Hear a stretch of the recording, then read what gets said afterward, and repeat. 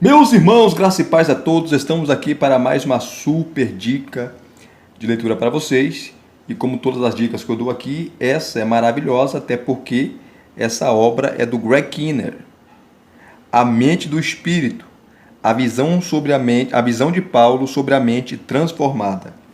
Greg Kinnear, ele é muito conhecido, né? Você tem um comentário dele de Romanos, que é excelente.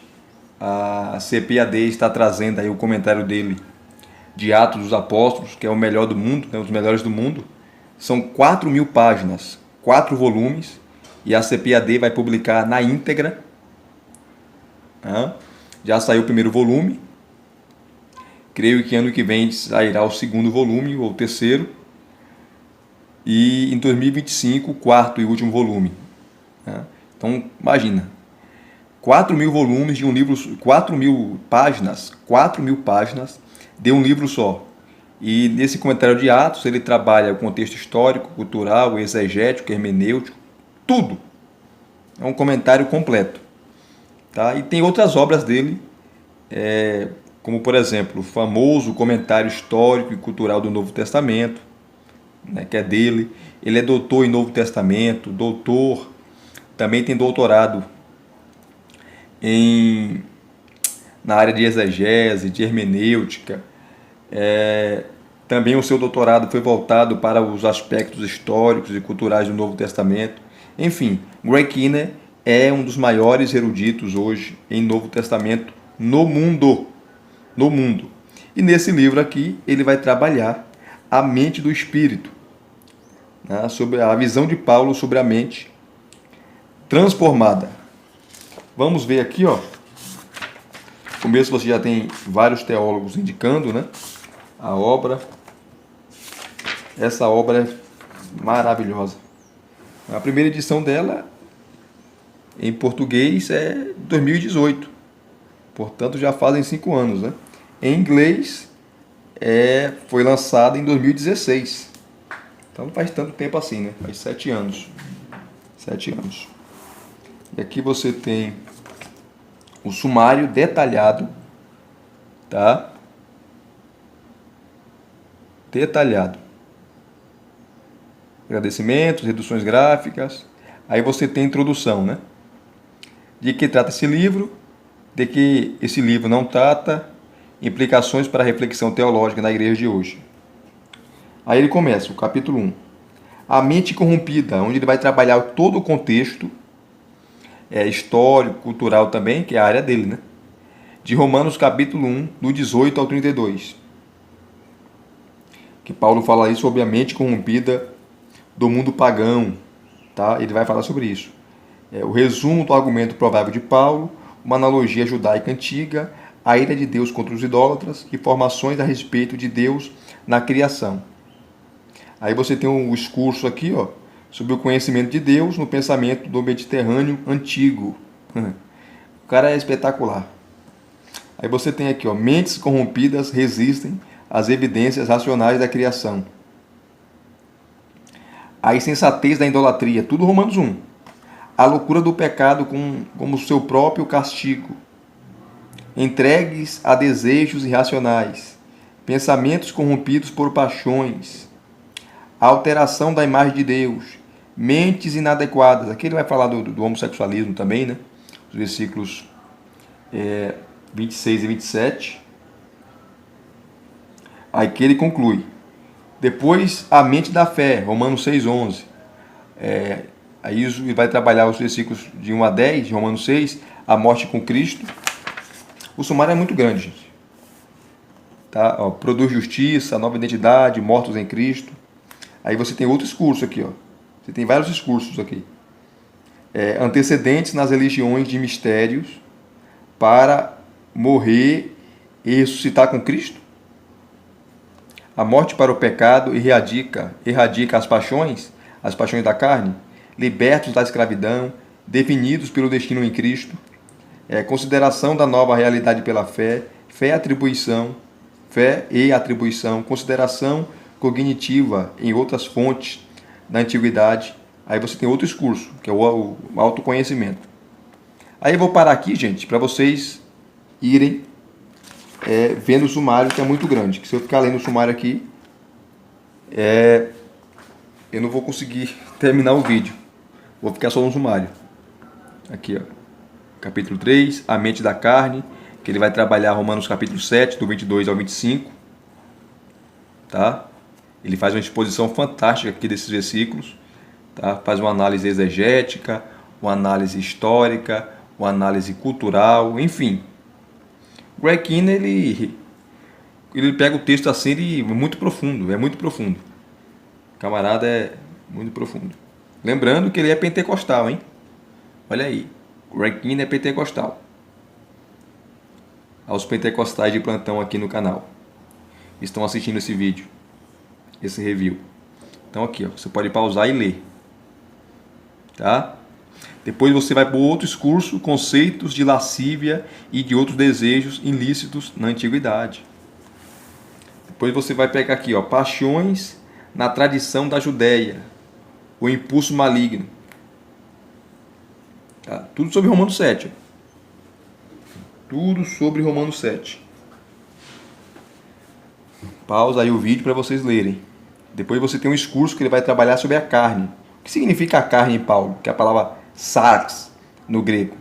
Tá? Carne se refere à natureza pecaminosa. Tá? Ele explica o que é isso. Paulo e o corpo, uma imagem de derrota. Aí você tem outros cursos aqui, ó. Metáforas militares da antiguidade. Paulo usava muito isso, né?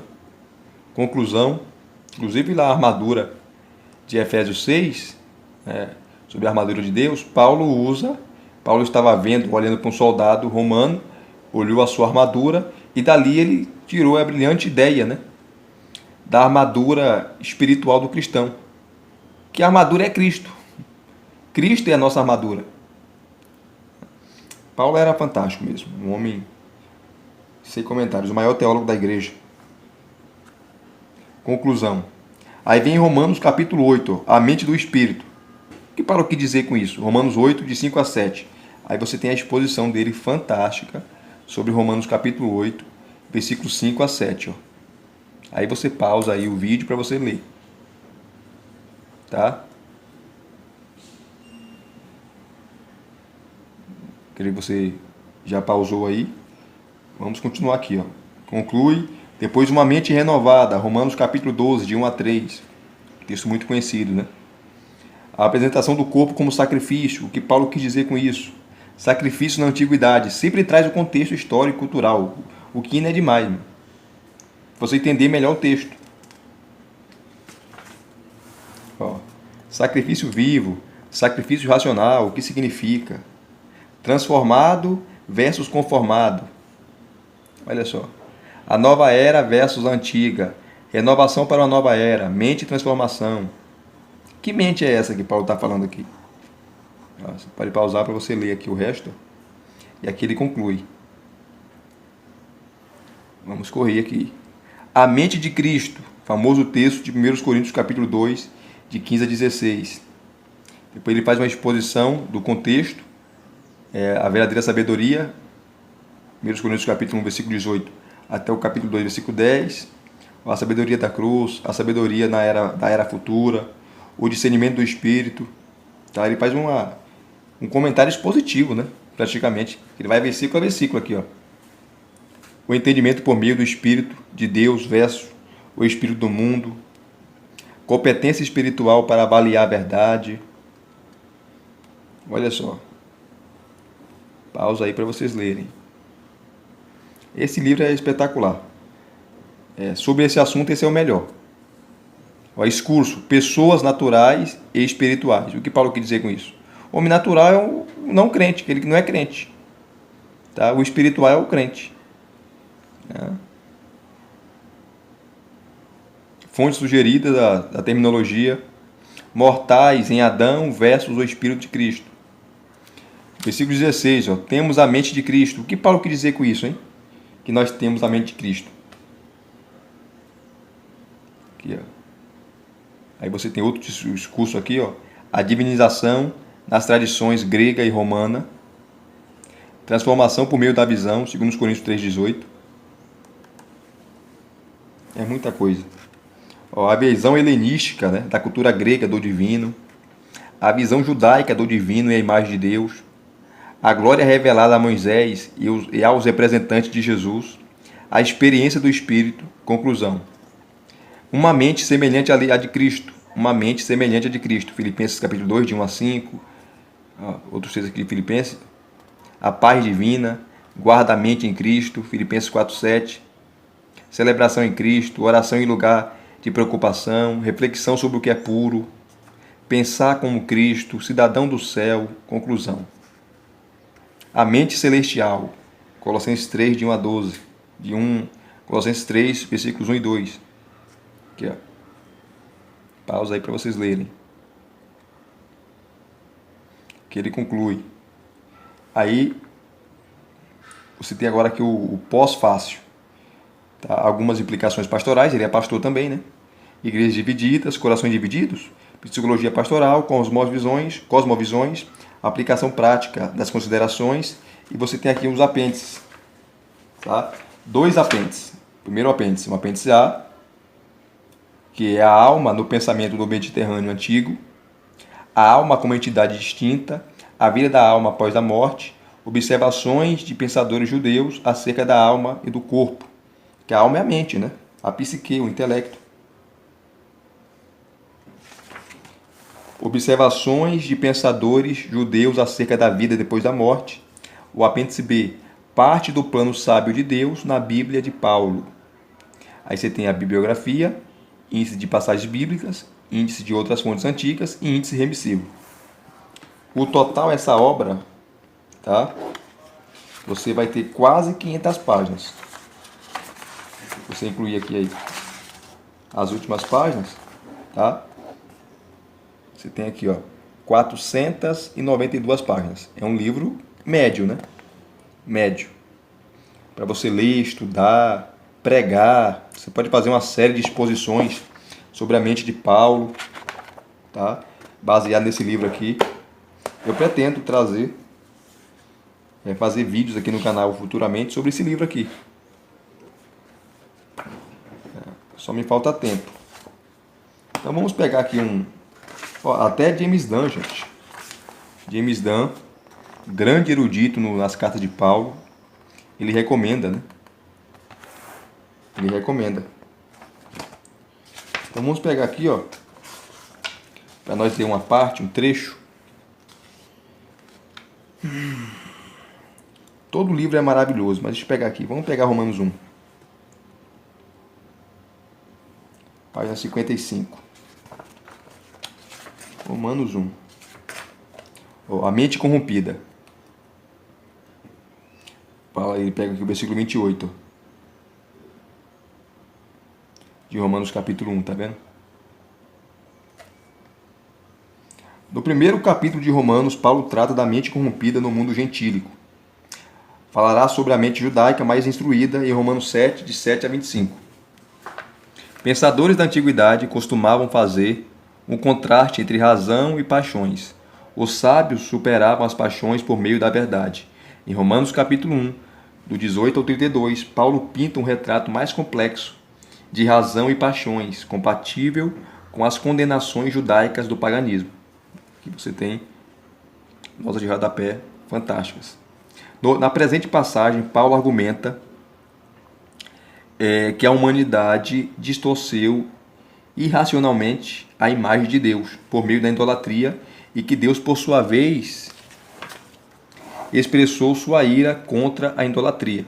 A idolatria para Paulo era uma irracionalidade, uma loucura. Então, Deus expressou sua ira contra a idolatria ao entregar os seres humanos a seus próprios desejos irracionais. Isso que significa a ira de Deus. A ira de Deus em Romanos, capítulo 1, é Deus cruzar os braços. Como o ser humano não quer a sua verdade, não quer saber da sua santidade, não quer saber de Deus, Deus entrega o ser humano à própria sorte. Deus tira o pé do freio. Deus deixa o ser humano se virar sozinho. Como o ser humano abandonou Deus, largou Deus, desprezou Deus, Deus automaticamente também o abandona à sua própria sorte. Isso que é a ira de Deus. O pensamento irracional levou à sujeição da humanidade às paixões. As formas impróprias de pensar das pessoas são consequência de rejeitarem a verdade de Deus. Tá? Aí você tem aqui, ó, outros versículos na casa de Paulo, né? Como Efésios 2:3, 4:18 e Colossenses 1:21, que ele fala sobre a mente corrompida. Ó, a mente corrompida no mundo pagão. Para deixar claro que toda a humanidade precisa de Cristo, Paulo começa mostrando algo que provavelmente não estava em discussão entre os que criam em Jesus, a saber, que o mundo gentílico, isto é, os não-judeus incrédulos, não conhecia a Deus. Essa premissa serve de preparativo para a argumentação paulina de que a posse da Torá, revelação muito superior à que os gentios tinham, também não garante ao povo judeu, do qual Paulo fazia parte, o conhecimento adequado de Deus. Capítulo 2, todo o capítulo 2 da Carta aos Romanos, Paulo fala sobre isso. Aliás, apenas o torna mais culpável, o que significa que toda a humanidade está debaixo do pecado. Romanos 3, do 9 ao 20. Resumo do argumento provável de Paulo. De modo resumido, o argumento de Paulo em Romanos 1, do 18 ao 32, parece ser o seguinte: Deus julga a humanidade por sua ação perversa de suprimir e perverter a verdade a respeito dele por meio da idolatria. Ele é muito prático, né? O Skinner. Você entende o que ele está falando, aquela linguagem complexa. A humanidade é culpável por suas falsas imagens de Deus, pois na criação, especialmente nos seres humanos, criados à imagem de Deus, Deus revelou seu caráter. Portanto, Deus julga a humanidade ao entregá-la a seu próprio modo de pensar corrompido. Esse modo de pensar equivocado provavelmente abrange a distorção da imagem de Deus nos próprios seres humanos. Uma vez que desonraram a Deus, ele permitiu que desonrassem uns aos outros, com aquilo que Paulo chama de paixões desonrosas, ou paixões infames, né? E vergonhosas, que é o homossexualismo aqui, um dos pecados. No fim das contas, cometeram toda espécie de pecado, apesar de, em última análise, terem consciência de seu erro. Embora formulada de várias maneiras, a terminologia da razão, do conhecimento da verdade permeia toda essa passagem, explicando que a mente ou o modo de pensar atual e irracionalmente moral dos pagãos resulta das escolhas pecaminosas da própria humanidade. Essa terminologia inclui os seguintes elementos. Inicialmente, a humanidade tinha o conhecimento suficiente de Deus para honrá-lo.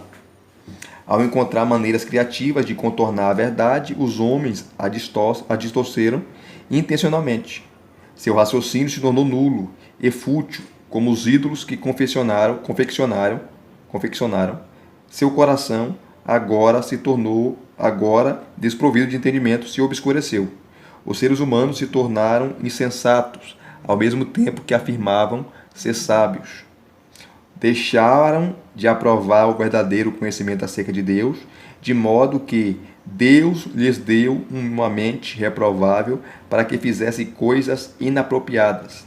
Assim como os seres humanos tinham inicialmente conhecimento suficiente para levá-los a honrar a Deus, também tinham conhecimento suficiente para entender que sua maneira perversa de tratar Deus e outros, que como eles foram todos criados à imagem de Deus, era digna de juízo.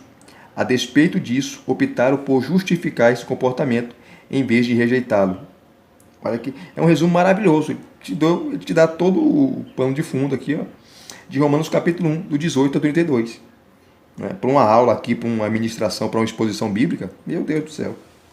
E aqui você tem várias notas de rodapé fantástico, citando autores, citando teólogos, citando eruditos em Paulo, citando obras sobre Paulo, tá? Obras essas que não tem em português, infelizmente. Olha, uma analogia judaica antiga, tá? Em relação à mente. Paulo era judeu, tá? Fariseu. Ele trabalha aqui. A ira de Deus contra os idólatras, Romanos capítulo 1, 18 ao 23. Deus está irado. Eu já falei para vocês o que é a ira dele. Com aqueles que suprimem. Para suprimir aqui no grego, no original, é matar a verdade por afogamento. É como você pegar uma pessoa e matá-la afogada. Então o ser humano conhece a verdade, sabe da verdade, mas não quer a verdade. Então suprime, mata ela afogada.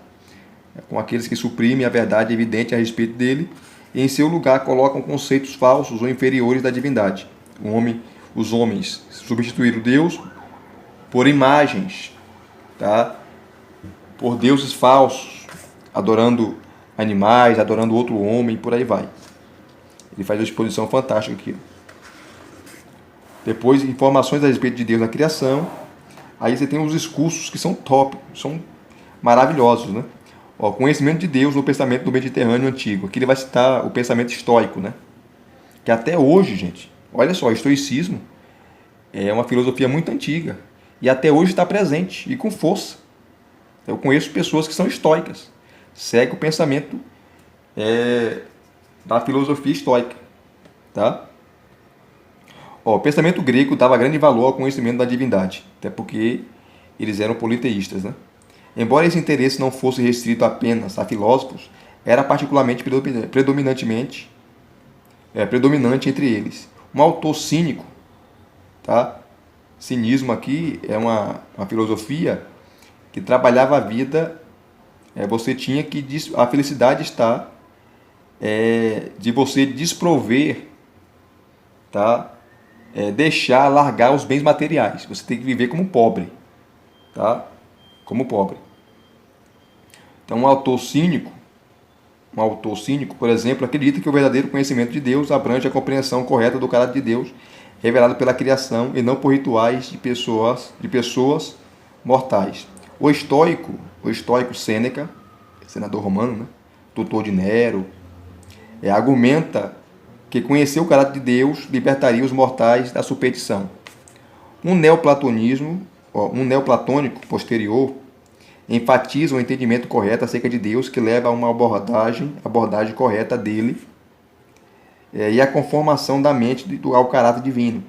Para um autor pitagórico, o conhecimento de Deus conduz à serenidade, o que talvez reflita o entendimento do devido lugar de cada um que o autoconhecimento correto supostamente produz. Então, as filosofias têm um pouco de verdade aí, porque mesmo ele não conhecendo Deus em sua essência, eles tatearam a verdade, tá? Porque o conhecimento de Deus foi revelado. Por meio de que? Paulo fala da natureza, que é a revelação geral. Contudo, a maioria dos filósofos acreditava que o conhecimento de Deus era algo bastante raro. Muitos autores repetiam a ideia de Platão a respeito do conhecimento de Deus. Descobrir o Criador e Pai deste universo é uma tarefa difícil. E depois de descobri-lo, é impossível falar a respeito dele. Há outros. Platão. Aí continua falando. Filo, tá? Filósofo, judeu alexandrino. Aí ele vai trabalhando. Esse discurso maravilhoso. E nota de rodapé, ó, top demais, né? Ó. Só o discurso. Meu Deus do céu. É um livro, gente. É um livraço.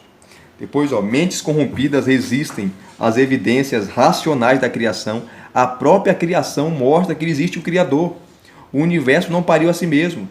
O universo não nasceu por ele mesmo. Alguém criou, alguém desenhou, alguém formou. Alguém foi o arquiteto do universo. Alguém planejou o universo. Esse alguém é Deus. Mas os seres humanos não creem nisso. Tá? Suas mentes estão corrompidas. Aqui, ó. Versículo 19 e 20, Paulo fala da revelação geral. Depois, ó, a insensatez da idolatria,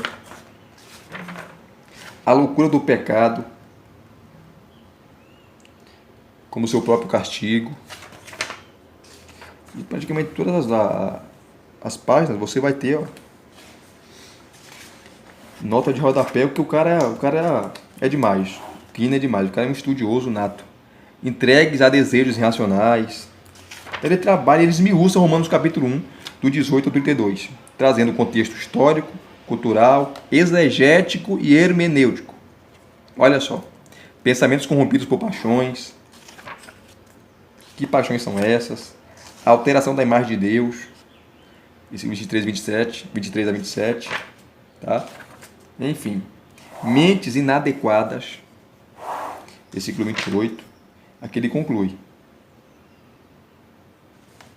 Ó, A mente corrompida de Romanos capítulo 1, do 18 ao 32, é a mente pagã que corrompe os indícios de Deus com uma cosmovisão falsa e com isso interpreta incorretamente o restante da realidade, inclusive a identidade e o propósito dos seres humanos. Esses gentios tinham apenas a revelação divina na natureza, mas e quanto àqueles que têm uma revelação mais detalhada da Torá escrita? A idolatria e a imoralidade sexual, especialmente em sua forma homossexual, eram tidas como pecado distintivamente gentios. Contudo, Paulo aplica os mesmos princípios a pecados reconhecidos mais amplamente como universais, o que prepara o terreno para a crítica paulina, em Romanos capítulo 2, do 12 ao 19, aqueles que têm a Torá escrita, os judeus. Mestres judeus esperavam que a Torá iluminasse a razão de modo a lhe conceder poder para vencer as paixões. Contudo, ao mesmo tempo que Paulo reconhece o valor da razão e da Torá para identificar pecados, ele mostrará que esses pecados simplesmente se tornam mais transgressivos uma vez que são identificados. A mente equipada com a lei, sem o espírito, continua a ser a mente da carne. Romanos 7, né? O tema do capítulo 3 desse livro, que é o tema do capítulo 3 desse livro, que ele vai trabalhar exaustivamente o capítulo 7 de Romanos, da carta aos Romanos, tá? Deixa eu ir lá para o capítulo 7 aqui, ó. Está na página 117. A gente vai encerrar. Se você não tem esse livro, compre, gente. Compre. E olha, meu Deus do céu. 117.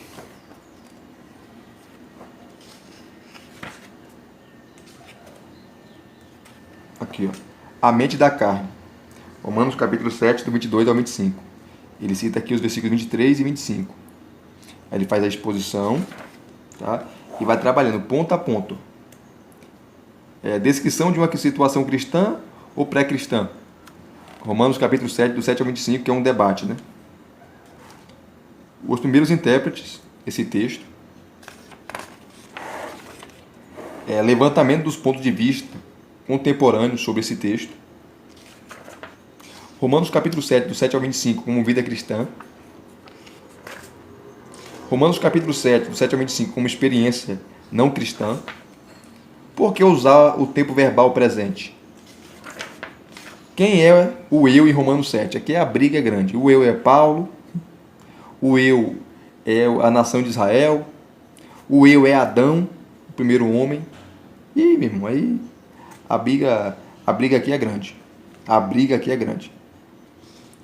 Todo mundo tem as suas posições, pontos fracos, pontos fortes das posições, enfim. Ele trabalha essa questão. É um relato autobiográfico de Paulo. Paulo está falando dele. O eu é Paulo ali. Um eu genérico ou projetado. O que é o eu genérico? Paulo está usando o eu, tá? Primeira pessoa, para se referir a um todo.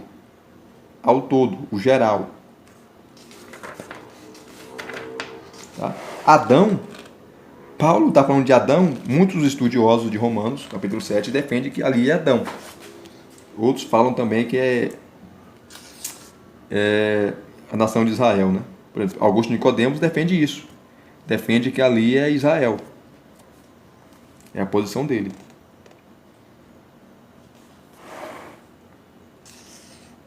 Aqui ele faz o paradoxo, né? Com aqueles que defendem que é Adão. Ó, Israel, é a nação de Israel que Paulo está falando. Está todas as posições. Ó, levantamento do contexto da função de Romanos 7, do 7 ao 25. Aí vai trabalhando parte por parte. É um livraço, gente. É a melhor obra sobre esse assunto, né? A mente do espírito. A visão de Paulo sobre a mente transformada que nós temos em português. Não tem outra melhor. Greg Kinne é fantástico. E se vocês gostaram de mais uma dica de leitura, deixa aqui os seus comentários, deixa o seu like, se inscreva no canal se você não é inscrito e acione o sininho para receberem todas as notificações. Graça e paz mais uma vez. Muito obrigado a todos. Até as próximas indicações.